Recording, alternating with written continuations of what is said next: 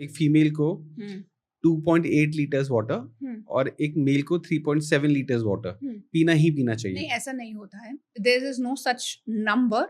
Yes, ideally 1.5 to 2 litres पीना चाहिए, because you urinate and all of that, and of course सब लोग junk खा रहे हैं।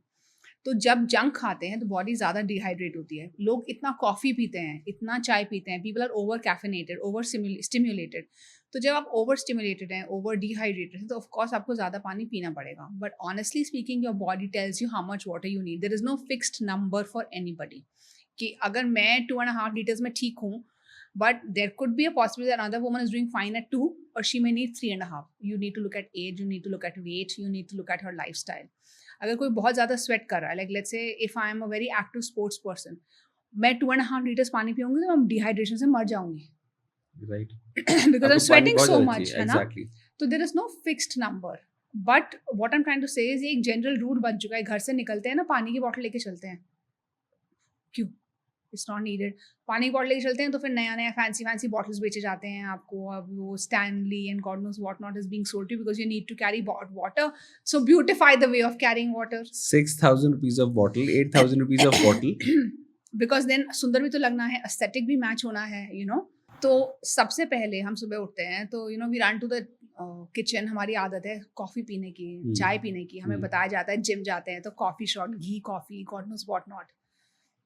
वो ही सबसे बड़ी मिस्टेक है।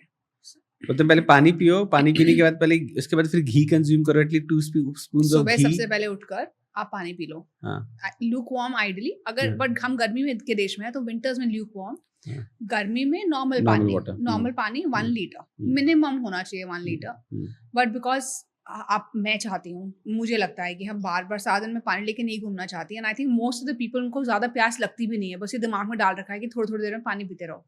तो अगर आप वो वाला इंसान है जिसको ज़्यादा प्यास नहीं लगती है एंड थोड़ी थोड़ी देर में पानी पीते रहो, तो आई रेकमेंड सुबह 2 लीटर पानी। ये मेरे लिए काम करा है, but 1 liter is minimum. You have water first thing in the morning, and then you have to develop your system in a manner that first thing after that is you go and cleanse your bowel, as in go to the washroom.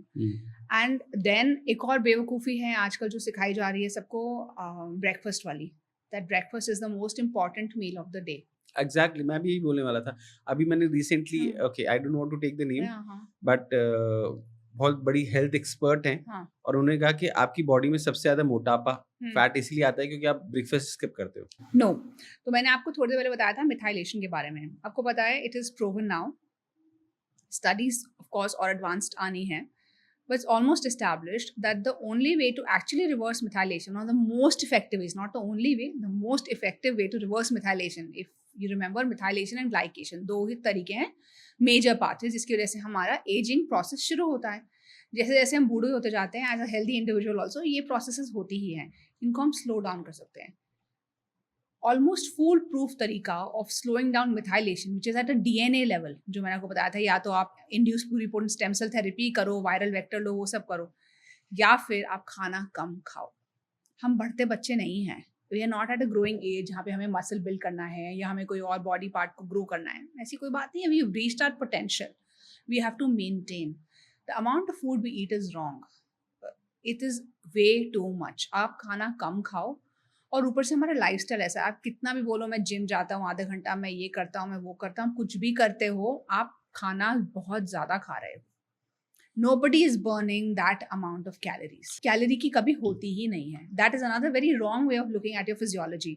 There are 2 ways of losing weight. One is calorie restriction and one is I'm forgetting the term. एक calorie restriction होता है और दूसरा होता है the fasting mechanism.